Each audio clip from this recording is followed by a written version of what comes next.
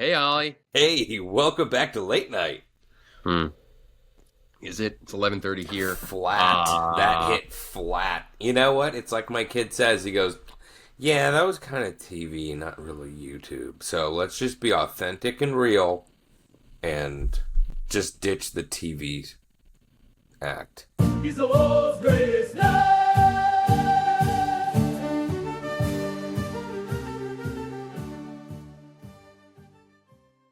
I It like was that. all an That is act. Heath's dig. That's his roast for you. That was TV. Yeah, I Like, know. it's not even like bad TV. It's just TV itself is a diss. Yeah, yeah. I mean, yeah, yeah.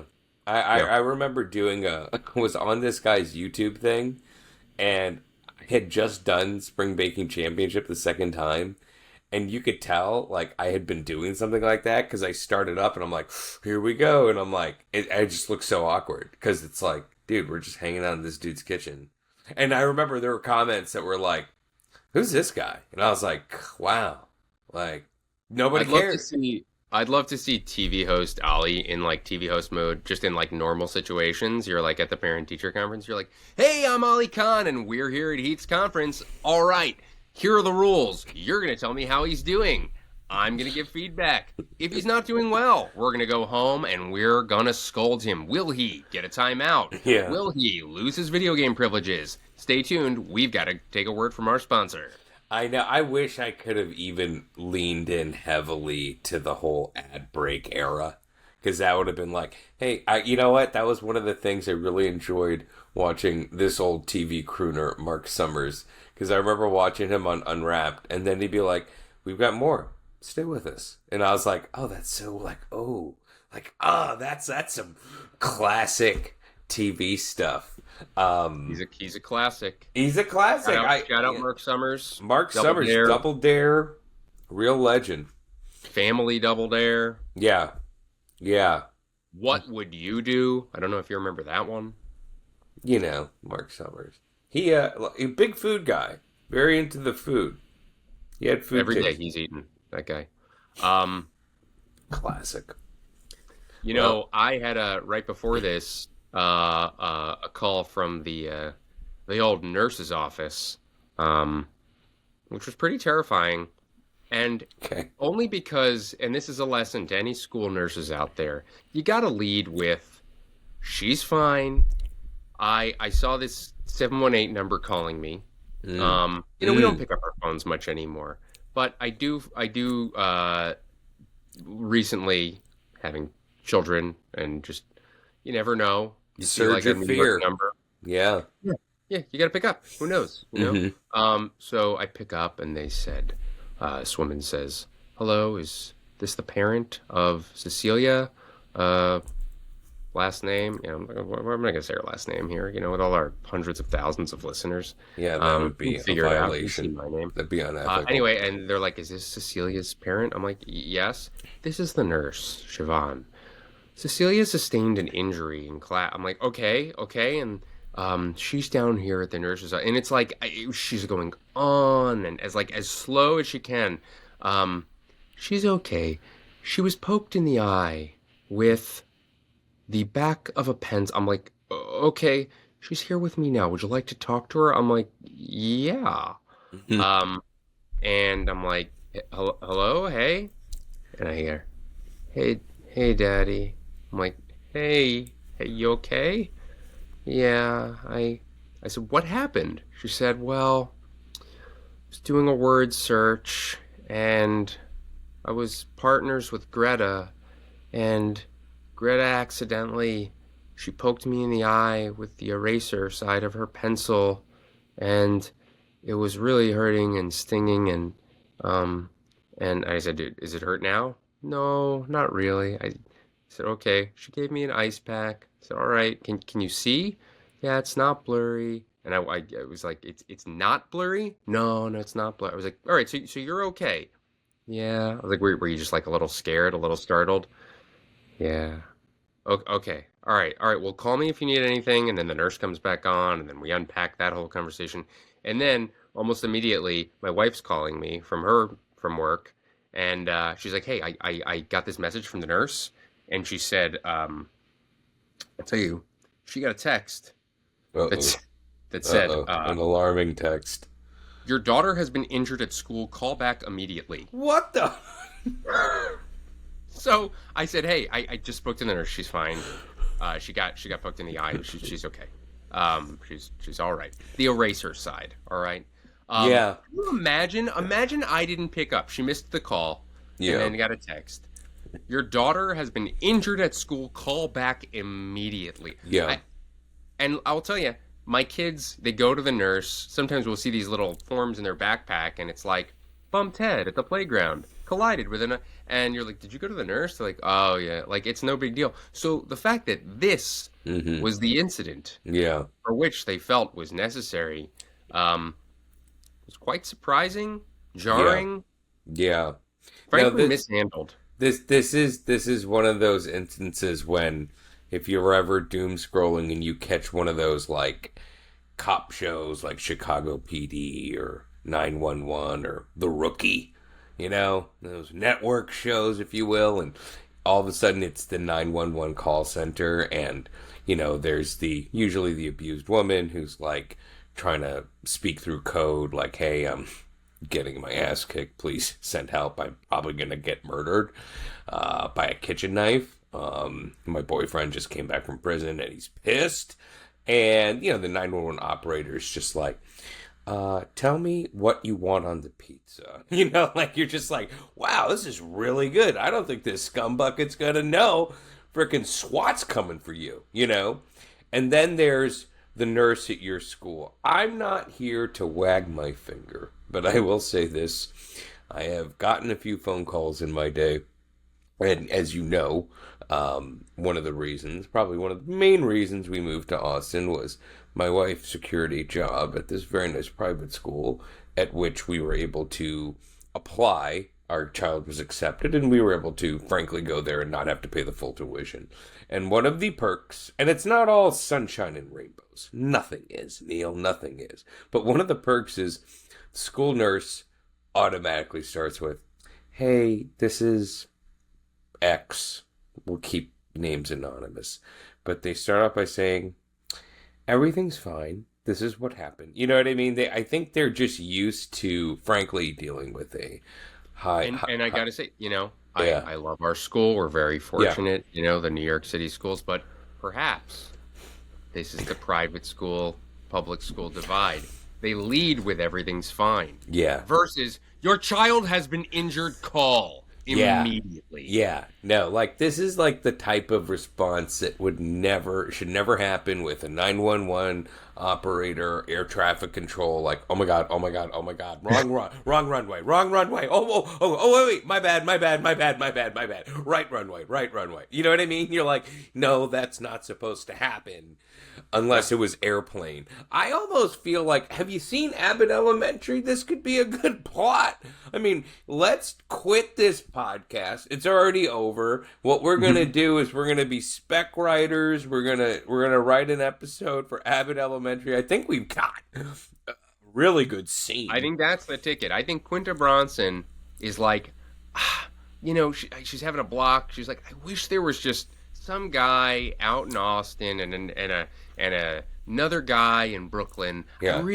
I need their perspective on the Philadelphia school system. Yeah. They need us. I think if there's one thing that's true is that the comedic television writing world needs two 40-something men who think they're funny. You know what I mean?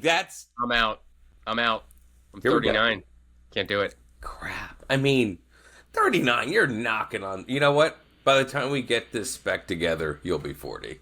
By the time this airs, I'll be 40. We're That's like, true. we're so backlogged on our episodes because we generate so much material. It's crazy. Well, look, I mean, obviously, number one thing is, thank God it was the eraser side. So, Yes. you Good know, point. I will say this too, as you were,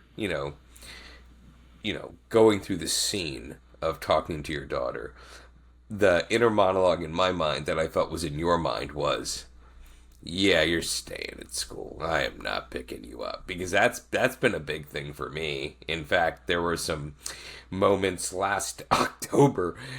They kept calling me and they're like, "Yeah, we think his arm's broken." I'm like, "Are you sure?" Well, listen, I got this thing. I'll be there soon. And they're like, "No, you need to come here now." And then, yeah, turned out it was it really did have a break. Because like there's a lot of collisions and stuff. He's had two casts. People get hurt, chipped tooth. We've That's happened for us. But yeah, no, the yeah, that was really telling. My kid too. He was like, "Why didn't you come? My arm's broken." And then even later, days later, I was like, "Oh yeah, like he like sprained it," and they were like, "No, his arm's broken. Like it's broken." I mean, not like Denzel Washington Equalizer 3 broken, but like the X-ray, you see a thin little line, you're like, that would be a break, sir. And I was like, ooh. And then comes Itchy Cast. So Ollie, have you ever broken any bones? no, no, no. I was a portly young man, so I stayed off the field of athletics and sprained my ankle a few Who times too hasn't? many. You had the big boot? Yeah, you wear the big boot? No, it was never that bad, but actually, I remember one time as an adult I had sprained it, and it was a bad one. But sadly, I think most of my injuries came from consumption. I was a man who suffered from gout for many, many, many, many years. Yeah, it's a miracle. Oh, you know what? That's why. I was like, how did I not get gout during cheap eats? At that point, I decided to commit to the medication, and I do take medication every day to prevent gout. And guess what? The pill works. So sorry, RFK. Yeah, no, no, no, no, no. I mean, yeah, I've got crooked toes. I've got a busted elbow. I've got things that aren't the same. Hmm. And it all stopped when I started taking my allopurinol every day. So Ollie, cheers to for that. those out there who are just in incredible health, who haven't even heard the word, tell Gout. us about gout. What is gout? Well, gout. I mean, man, I tell you, people who know me have been like, they're really tickled that I suffer from this.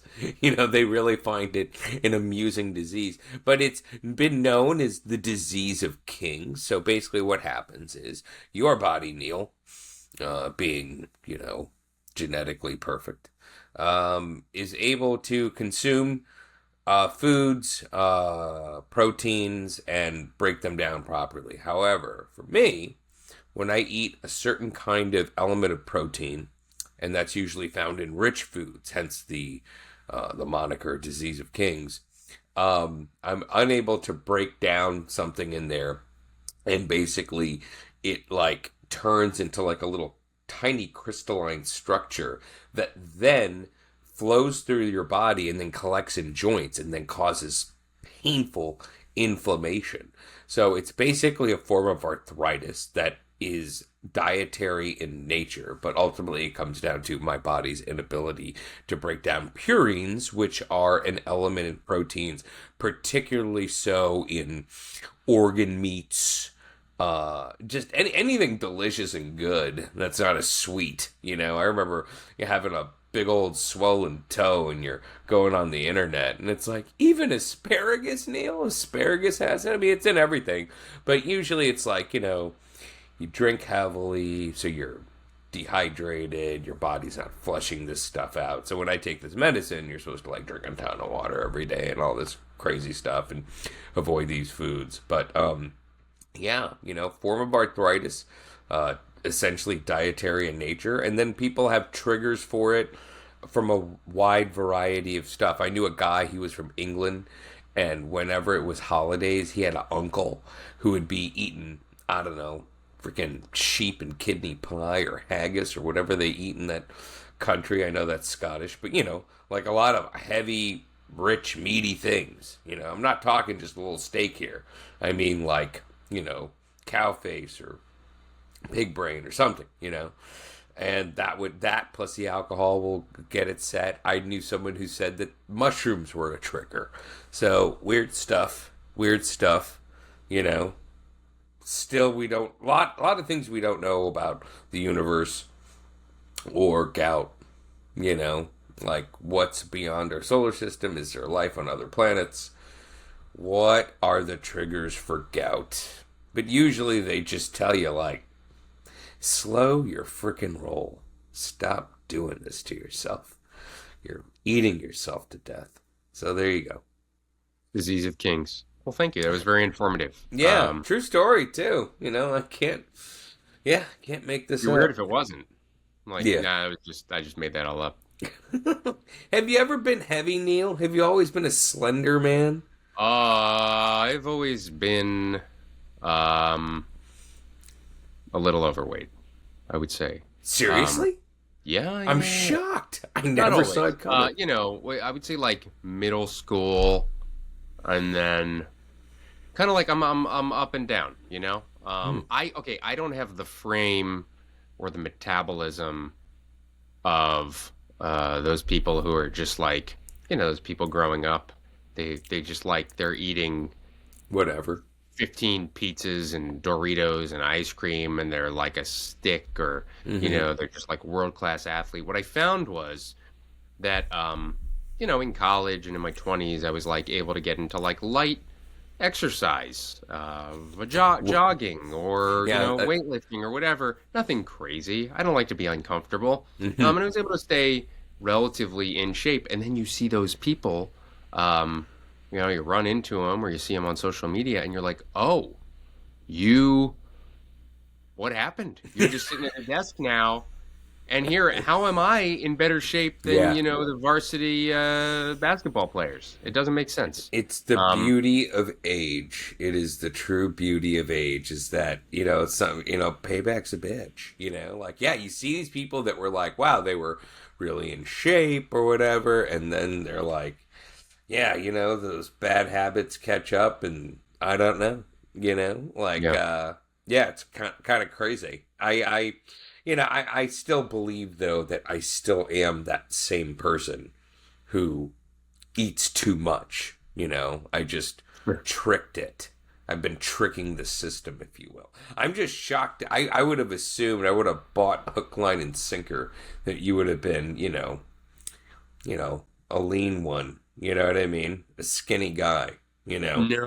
No. I was, Did you get teased? Did that happen? I got fat over a few times. My father was like very obese until like third grade, and that was his nickname. There was fat What? over. Very Fat obese? What Fat was over.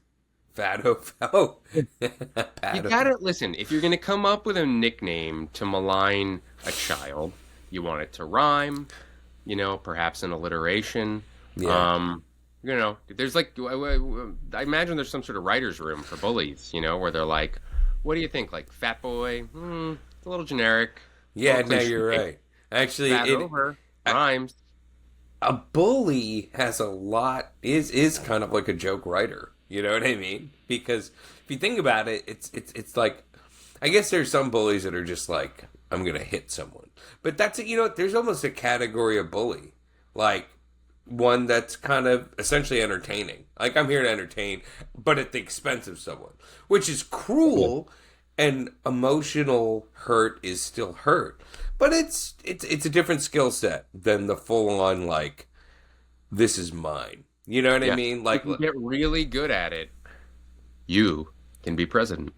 yeah, or At least of the definitely, United States. or at least, maybe like a Nimesh Patel who's like writing jokes for some of the better comics and has a decent career himself. I want Are you calling Nimesh Patel a bully? Have you ever seen? Big fan, by the way. Can we get him on the pod? Does he have a kid? Who knows? We'll pretend he does. But there's a bit that keeps circulating on my doom scrolling where he'll address the crowd and he goes, "Hey, did anybody here serve?" And he goes, someone raises his hand. He goes, "Oh yeah, what branch?" And he says, "Coast Guard." He goes, "Yeah, okay." anyone else serve in their actual branch, like an actual military branch. So I thought, I mean, that is a joke at the expense of others. I don't know. I can't really swim well, so to me, I'm in no position to make fun of anyone who would choose to serve on a boat. Because I don't like the deep end of the pool. I am not going to do well in a Look, river. you're putting a lot on the line. You could get seasick. Um, Still got to wear a uniform. You probably have to wake up early. You know, yeah. you probably get yelled at. So I look. It's harder. I think it's fair to say being in the Coast Guard is a bigger commitment than being in private security. And when I say private security, I mean like the rent a cop. You know what I mean? Somebody's like Yeah, working. probably a bigger commitment than telling jokes on stage. Yo, damn, dang, I Nimesh. support our troops, Ali. Oh, I I remember that. support them emotionally. That was a big line in 1991. I was quite alive during the first Gulf War, and that was a big thing. It was. How It was many like Gulf Wars were there? How many Gulf we had Wars did we have? two. We had Oh, two. Let's be honest. We're not done yet. I mean, let's. when you find something that works, you go. It's like rather than invent a new war, you go back to the old IP. There's brand recognition. Sequels are where it's at. This is such a risk averse market. Why am I gonna write a war from scratch? It's Let's do kind of a true. yeah It's Gulf kind of War true. 3. Probably makes the most sense for the studio. This is what's weird. I don't know if this. I feel like are we copyright infringement to like talk about someone else's bit? But I was listening to Tim Dillon's podcast, and he said something I think is kind of sadly true. But he goes, "We have to be blowing up something. We have billions, trillions of dollars in the Pentagon. What are they going to do?" He does a whole bit. And he goes, "You show up to work, you say hello, you decide what you want for lunch, you order a salad." You wait while you're waiting for the salad. You have to go. All right. Well, what are we doing today? And it goes. Well, we got to blew up stuff. And I think he was talking about like the whole signal thing and how about everyone like the secret about how we're bombing the Houthis was out. And he goes, of course, it's perfect. We should be blowing up the Houthis. They're easy. No one really cares about them. We can't just go and blow up China or Iran. There'd be consequences. But we have to blow up something. And I think to a degree, that's kind of true. I mean, I feel like there will always be some sort of military engagement somewhere. And you know what? And that's probably why joining the Coast Guard is still dangerous. So I won't do it. And I can't swim. Yeah. Well, and we're taking our geopolitical advice from Tim Dillon. a very unstable stand-up comedian Yeah. with a gigantic following. Tim, if you're listening, hello and goodbye. I know. We would probably be like, yeah, we're warm milk to him. That's for sure. You know what I mean? Like, Kind of can't have the pleasant. milk cold. Can you warm it up a little bit? We even qualify for 2%. We're not that tough. Are we 1% milk? Like not all the way skim, not as flavorful as 2%. We're definitely I'm out not, I'm whole not, milk. I'm not following this analogy, but I think we're mostly water. I Yeah, think that's what I'm saying. We're yeah, watery milk. got it, got it. Um, That's my way of backing off from the wrath of Tim Dillon. Should we beat dads again? We were there at one point. yeah, yeah. Let's do it. I've got some dad news. Go, okay, here we go. That's what I'm So, here for. would love your take. This is hot off the digital press from Bloomberg. There is a movement, Ollie, happening in China called, ready? Drop the dad, keep the baby. This is a Chinese women's new mantra. So I'll just give you kind of the bullet points. So in China today, a growing number of women are rejecting traditional marriage, but are still choosing to have children on their own. This movement, often summed up as the drop the dad, keep the baby movement, is reshaping family structures and challenging government policies. So, despite China's shrinking population crisis, which we're probably all aware of, the government is continuing to discourage single motherhood by restricting access to IVF and maternity benefits for unmarried women.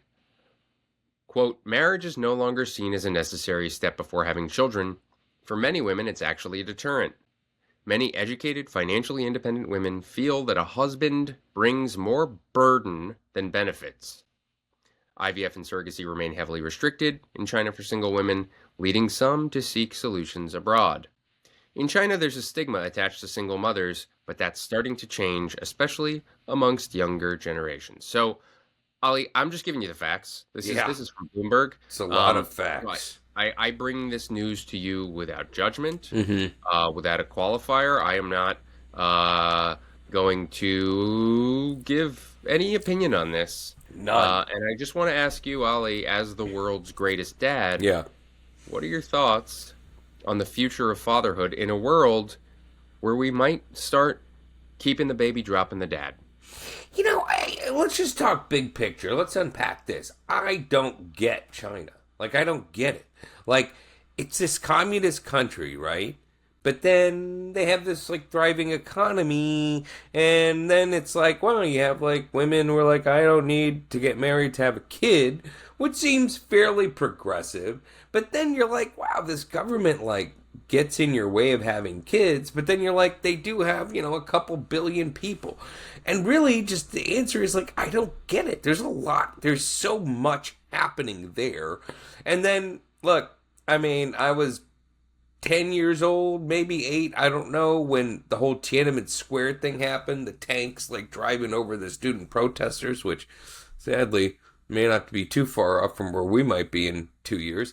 But more importantly, like, it's a crazy thing. China's a crazy thing. Like, part of me is like, let them be, but the other part of me is like, look how they treat the Uyghurs. I don't know, like it's not great. It's not great. I know the air pollution's bad. That's a problem. Maybe there should be less people. Should the government stop people from doing stuff? I don't know. It's their government. Like it's all like, I just kind of, I feel like this is one of those things where, say you're at a play date, you can relate to this at a park, and you see like another kind of family, and they go to your kid's school, but you're not really friends, and you're like, oh, you want to say something, but then they roll a certain way, maybe they're having a fight or something like that, and you're like, think it's best to just kind of keep our distance, like acknowledge but don't engage. And that is my China first policy. I acknowledge that it's a complex situation, but I will not engage in whether this is really the way to go. I certainly hope that more opportunities for individual expression and determination are there. But at the same time, I think they're grappling with some statistics and numbers that are certainly troubling for anybody. I could be a diplomat, I think, at this point, because I basically wiggled my way out of being in a position. You've said a whole lot without saying very much. So I if that's what basically you said want to nothing. do- I've Yeah. said what I've said leads to zero action, and That's right. but at the same time, I didn't just say, "Hey, fuck it, I don't care." Like I do care, but I'm But not in a what do you position. care about? I care about not looking bad. Yes. Yeah, like that's it. Like the lady wants to have a family, maybe let a few do it, but maybe not everybody. Maybe there's that. Maybe there's that. Mm-hmm.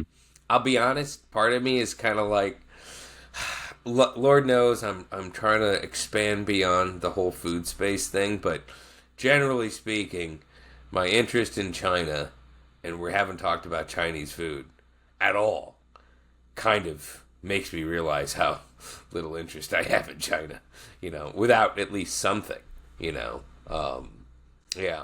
I hope they don't take over. Here's a hard stance. I think they should leave Taiwan alone.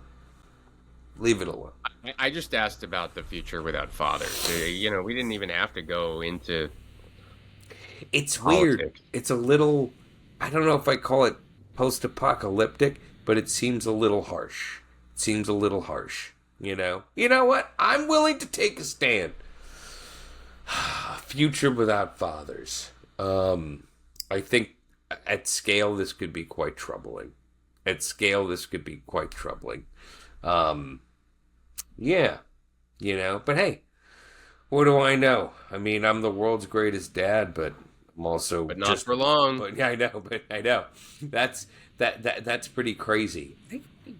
You know, I've gotten into trouble about this when I kind of go, oh wait, so me to meet someone, they have a kid, and they're like, oh, who's the dad? And it's like, well, there is no dad. And I'm like, isn't there? And then you're like, no, there wasn't really meant. That role wasn't meant to happen. I think that's a reality.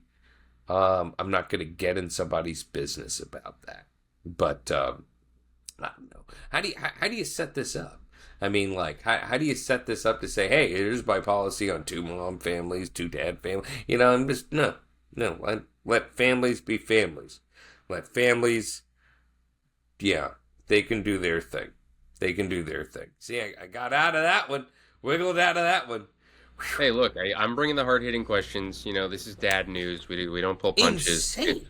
You're talking about Chinese government policy. It's dad news. Listen, there's a lot of fathers It's a lot. there, or wanna be, or would be, And again, I don't know. I don't have an opinion. I'm just reporting the facts from Bloomberg.com. You know what's funny? I guess like the thing is I'm just stuck in the world of being an American dad. And maybe what we need to do on this pod is talk to dads in other countries.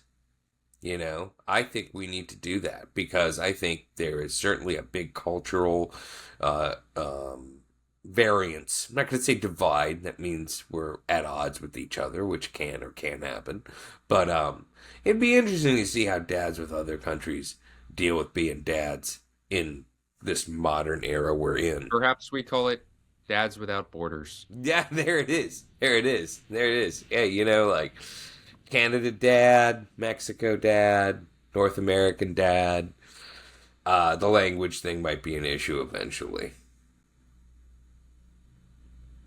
Yeah, Yeah. it's Hey, great. let's take some questions from some fans. It's great. That's what I'm Henry here for. from Virginia writes, Ollie, my wife got a new job recently as a hospital administrator, but she's working the early shift, and now she's getting up at 4 a.m. most days. As a result, she comes home around 12 p.m. and's in bed by 7. I don't even make it out of the office usually until 6, so we practically have no time together besides the weekends, which are totally reserved for our kids. It's making it hard for us to connect in the evenings. Even on weekends, it feels like we're just playing catch up. We used to do literally everything together, so this dynamic is a pretty abrupt shift. Any dad advice on how to make time for each other when our internal clocks and schedules don't line up? Yeah, that's hard. It's real. I kind of go through it right now. Lately, the last 2 years, my wife has a practice.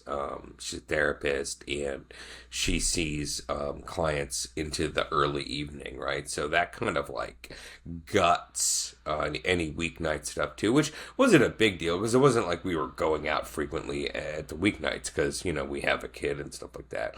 But over time, what happens is like there's kind of more time where it's just me and Heath and we're not all together. But then at the same time too, it's like, well, what can we do to make plans? I think that's like the biggest thing. And I feel like as we get older too, you realize if you want to stay in touch with people, if you want to have more meaningful time, you have to like put some planning in there. Cause yeah, it's like, when I feel like when you're dating or when you're first married, it's like, oh yeah, like it all just kind of comes together. It's like, oh, what should we do? It's easy to be spontaneous, right? Then you have kids, and then work schedules change, and it's just more challenging. That's just the way it is. We did something kind of awesome the other day, and it was just purely my wife making the plan. But she was like, "This is what I want to do on my birthday." We made sure we woke up early. We woke up early on a Sunday, which was her birthday. We played pickleball. We got pizza. We went to a soccer game watch party. And it was like, wow, we had fun during the day. We figured out all these plans and just made the most of it. And it's something that kind of sustains us. So I would say, look, work's work, you know. We do these jobs because we need the money. The money's how everything else clicks. But, you know, as much as you can to kind of figure out what plans you can make. I think that's really important. I mean, everything's schedulable to a certain degree. I don't know if that's a word, but yeah, make the most of the time you do have, and there's a certain reality. It work, Yeah, yeah. How about that? All right, well, That was helps. that was better than my China advice. I mean, yeah. Yeah, I mean, look, perhaps we can get you on a group chat and you can offer political advice. Let me set up my Signal account right now. I think that would be fantastic. On there. Carlos from Miami, Florida writes, Ollie, my mother-in-law lives 10 minutes away, which is both a blessing and a curse. She's an amazing grandma, but lately she's been showing up unannounced at our house multiple times a week. Oh, yeah. Sometimes even letting herself in with the spare key. My wife thinks it's harmless, but I feel like we have zero boundaries now. How do I tell my mother-in-law to back off without starting a war? I suggest with any potential bit of conflict, let's find our Switzerland, if you will. I mean, look, when it comes to Israel, Palestine, who is your Qatar? I would say your Qatar is your wife. You know what I mean? There's a long-standing relationship there. By the way, I'm really tickled to make this amazing analogy. This whole episode is about how did he go into international politics? I know. What's going on? This is like the most geopolitical dad episode we've ever had. It's just come out. It's a sensitive issue. The last thing we want is uninterrupted war. So find your Qatar, find that intermediary. Use your wife, lean on your wife, let the emotions come out. You'll calm down a bit, and then you'll find a way to politely say, hey, you mean so much. It's a true gift to know that my kids have this relationship with you. Can you just give me a holler before you show up and start eating my food? It's just, you'll get there. Don't use my words. You come up with yours. And hopefully the Qataris will be able to really help you out in this situation. Yeah. You know what? I'll offer up some unsolicited advice. Maybe an unpopular opinion. Okay. Carlos. That's true. Maybe lean into it, like, hey, Everybody Loves Raymond's a great show. And they're popping in all the time, and they're like, "Arr!" But then they're always having fun and making jokes, Perhaps that might be a fun way to unload, just kind of cracking jokes and being like, "Oh, there she is again." Maybe get her favorite snacks there. I guess I'm not really fully understanding is she interrupting something specific? Maybe there are certain time windows where you're like, "Hey, these are the times, I'm working, or we're doing, a special time just with the kids, like, can you just not drive by these times, but other impromptu, like, I think to cut off the impromptu check-in, especially when you're using grandma as like childcare already, like maybe there's some sort of middle ground. That's what I would say. Or, let's go back to my planning, the planning move. Make some plans. If she's just come by all the time, you're like, hey, would you mind taking the kid to what's the store we have here, Dick's Sporting Goods? I think it would be so fun. He needs make it a low lift, maybe not cleats, maybe some shin guards, you know what I mean? Turn this frown upside down. Let's make this thing work here. Maybe squeeze some of grandma's money into some stuff you need. You know what I mean? That might even slow the entire roll, and more importantly, take a little burden off you. You know, maybe it's like, hey, I remember I had to take my kid to School of Rock. It's like, well, maybe enroll the kid in School of Rock. Maybe grandma takes him there. You know, I mean, you've got boots on the ground here. You just need to deploy it properly. Yeah, it's not about hanging out at the couch.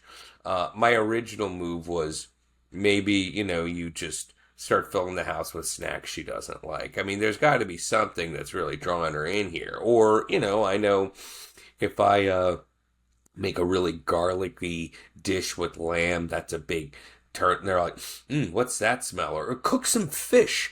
Cook some fish, you know? And then when they come, they're like, oh, it smells like fish. I'm like, I know, right? Hey, do you want to go to Dick's Sporting Goods? Let me just air out the house. It's a big W. Plus, Use code Ollie2025 for 0% off at Dick's Sporting Goods. Dick's Sporting Goods. Dicks.com. Yeah. I'm just taking a thing that I don't want to do. I don't want to go to Dick's. Don't want to go to Dick's. It's on the higher end of price. And yeah, and then the upside is you cooked a bunch of fish. And you've got your omega-3s for a week. So, Carlos, let's consider all the possibilities here. Let's ask these questions. What are you not getting out of? Is it just her? Is it your mother-in-law infringing on you, or is it you not eating enough fish, or not finding opportunities to get someone else to buy those soccer cleats because they're expensive, and this is what grandmas do. Yeah.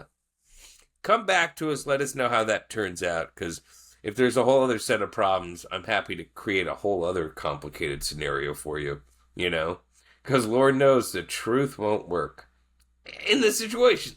Let's not stick to the truth. Will set you back a few years. Yeah, it could cost you the whole enchilada, if you will. Sure. Like the family's over. It's like, you hate my mom. My mom gave me life.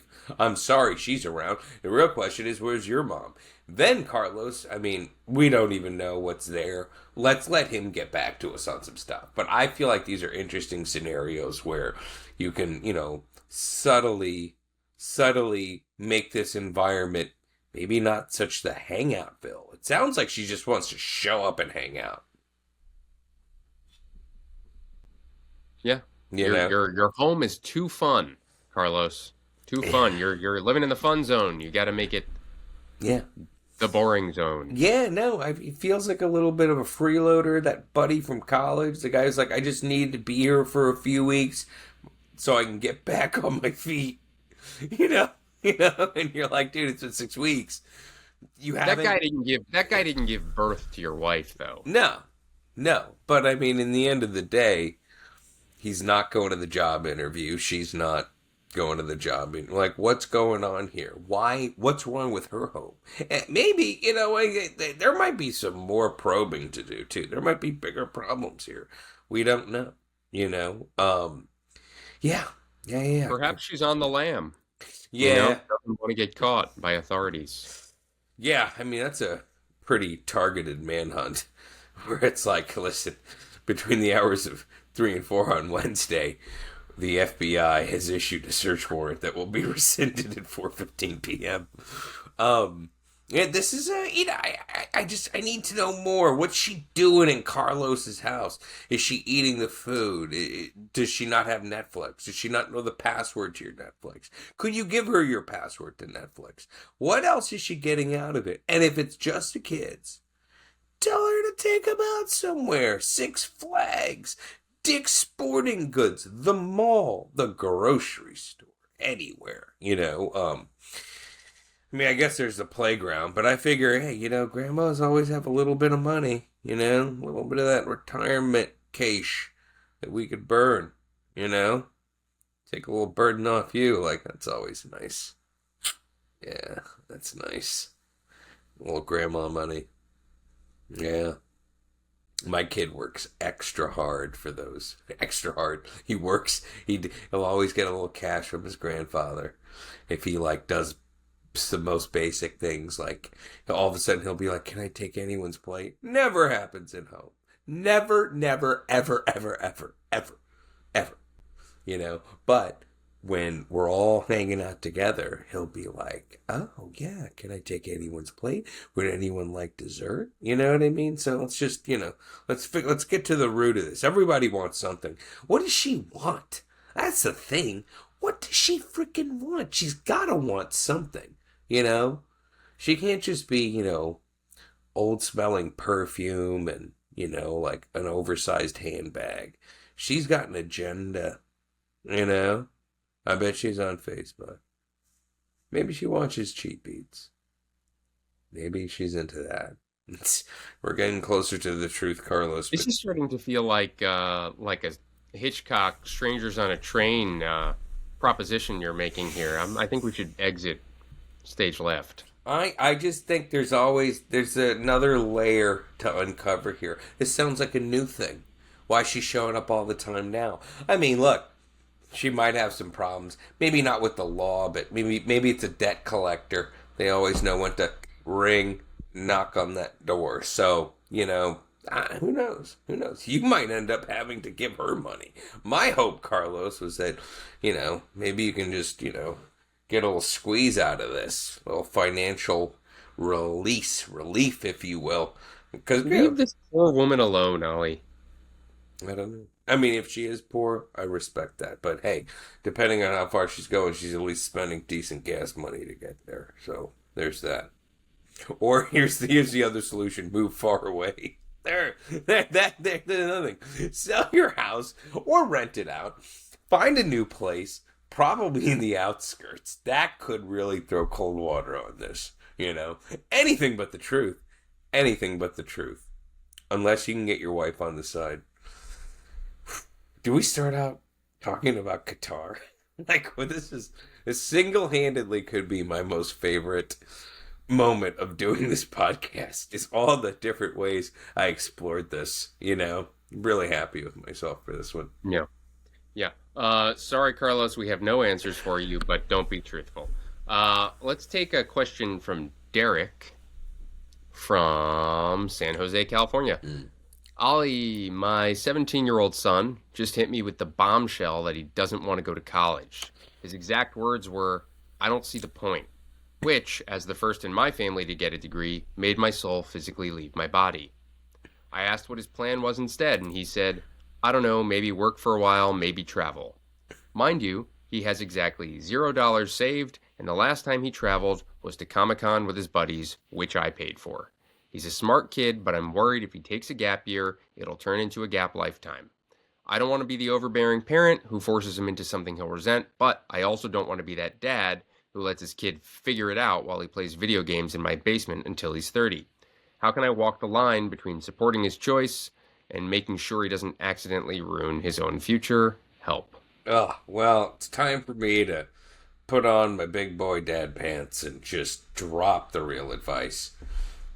You just got to draw a line in the sand and say, all right, you got a year, and here's the deal. You can do this, but maybe he pays rent. If you're not going to go to college, then you got to do something else. And just make those things clear, because he'll be 18. You've technically fulfilled the legal requirement of your kid has to go to school, so your kid goes to school. And the truth is, if you want him to be on his own, then he has to be responsible for his, actions and consequences. So, you do have to draw the line in the sand. I actually personally believe that a gap year totally makes sense. I think that if you're someone who's just, not really privy to the ways of the world, the solution isn't just to go to college. Newsflash. People fuck off in college. You know what I mean? Boom, there you go. And that's a mixed bag too, because there's been a lot of things that you do learn, life lessons and stuff like that, but it's incredibly costly, and I think there's a lot of people that cut this a different way. I was actually on a podcast talking to someone about this, and they had a colleague who they both had went to University of Michigan, and not the person who interviewed me, but his colleague was like scholarship guy. You know what I mean? Like was a resident in Michigan, and he worked. He worked through school.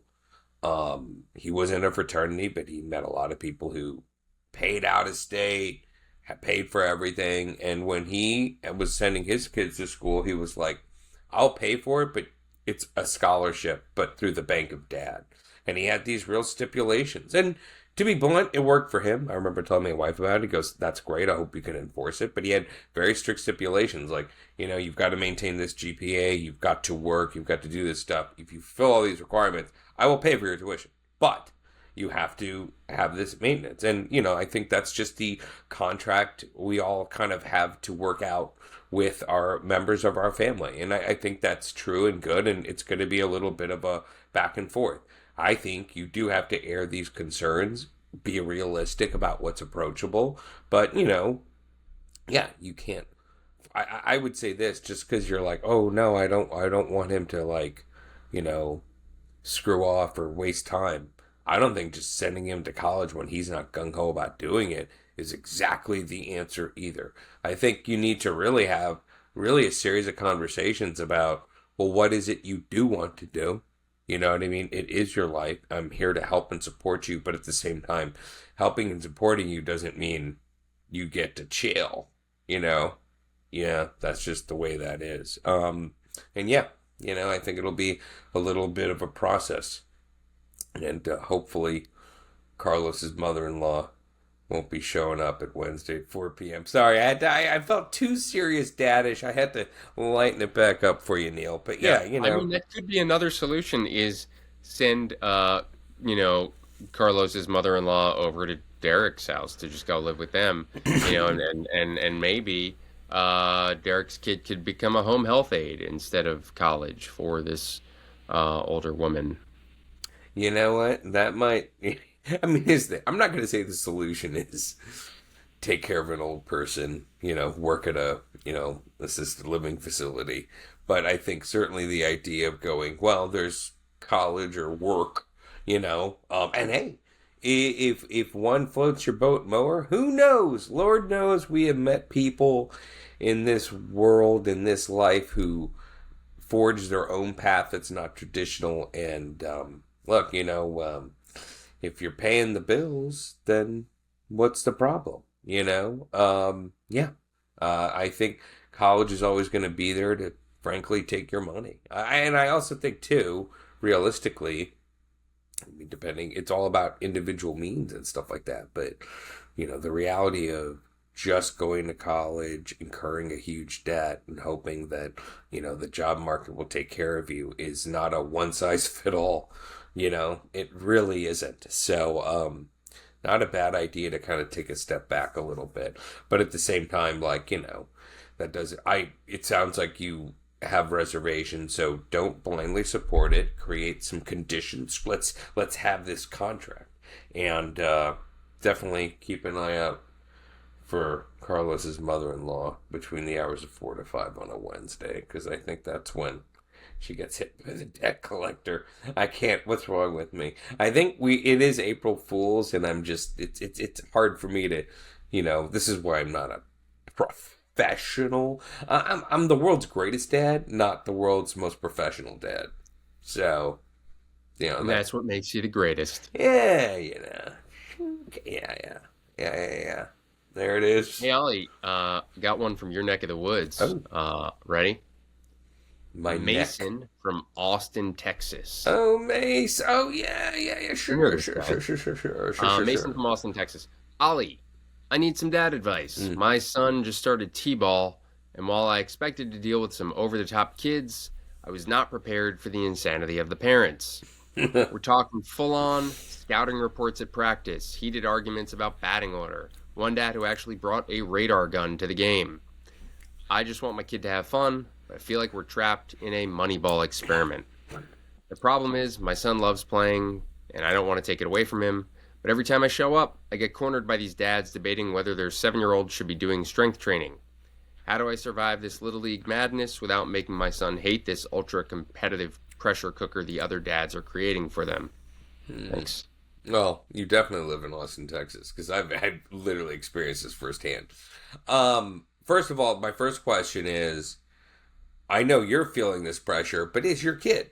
You know, because if your kid's not having fun, then that's not good. A. So there's that.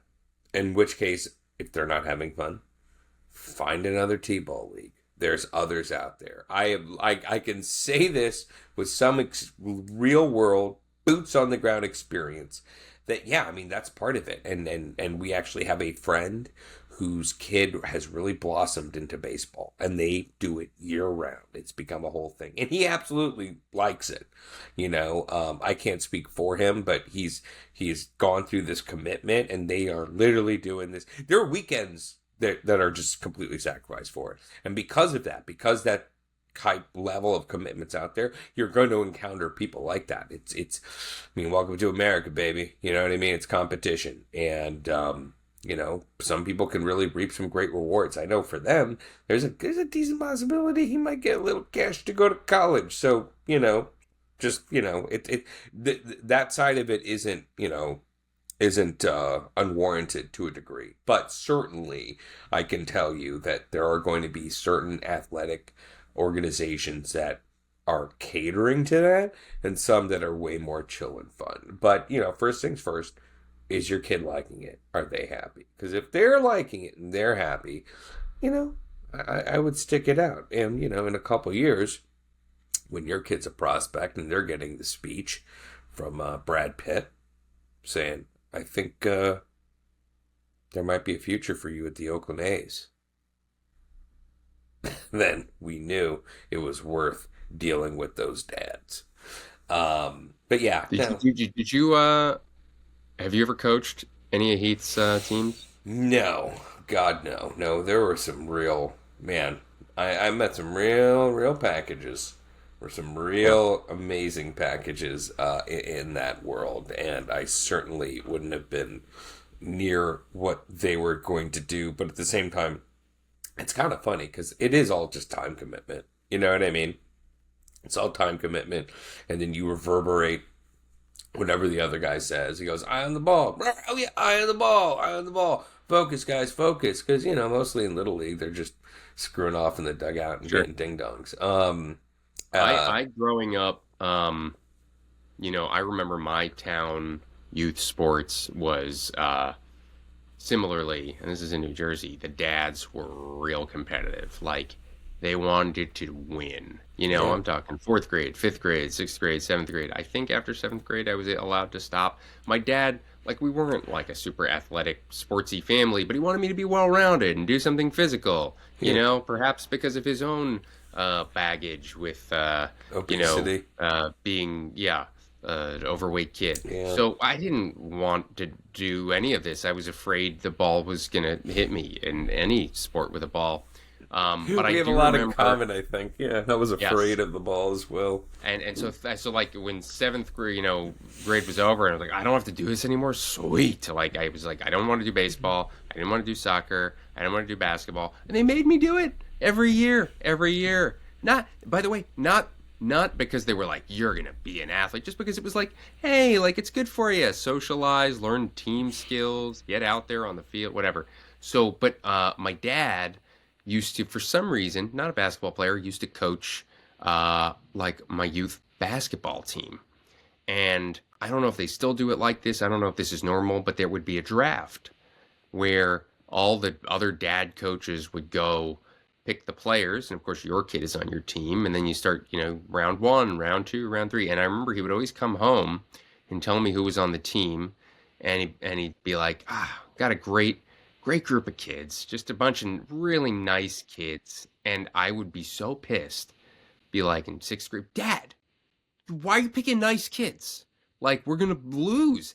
And because of just like the way the math worked, we would always end up with like one really good player, like a Nolan Leonard or a Nick Levy, and Nolan Leonard and Nick Levy, he was legends of the New Jersey Little League scene. And like I would always like feel bad. Like even at a young age, I felt like shame and embarrassment that they had to be on our team because they were like, I'm with the Bad News Bears and I'm like the ringer and I was accidentally placed on this team.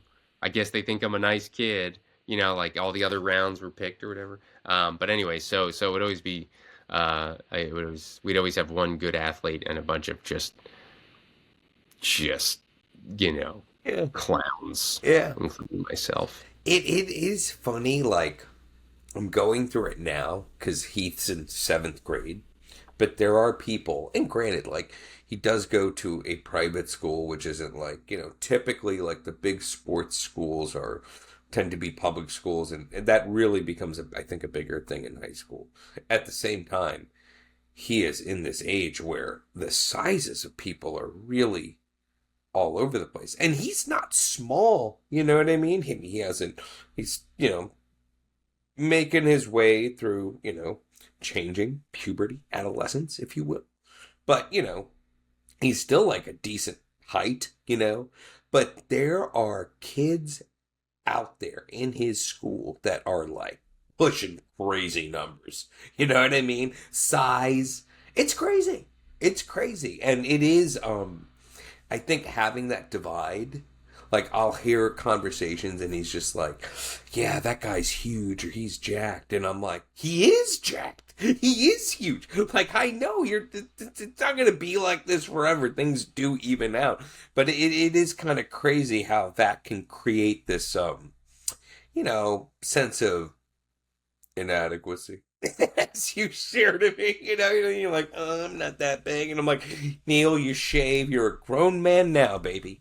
You're a grown man now. And yeah, you were a ringer, but that was just for a short amount of time. Now you could be, you're JV material at this point, Shoot, if we're talking about a bunch of dads playing softball, you might be in the elite team. Because Lord knows there's some people out there that are just... I think you mentioned pickleball. I think that's more my speed. Still a sport. Oh, by the way, when we played pickleball the other day, there were some pretty aggro people there too.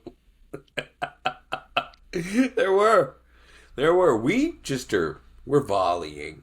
We're not, we There were to have fun. the ball. Oh yeah, it's so much fun. Can I tell you something? So, my kids play tennis and they start, usually, because they're 7 and 4, it's like bunch of drills, volleying, like learning. Yeah. But now Cece started like she's got like this double header. She'll do like the morning class and then the later class, and in the morning they do matches and they're teaching them like sportsmanship.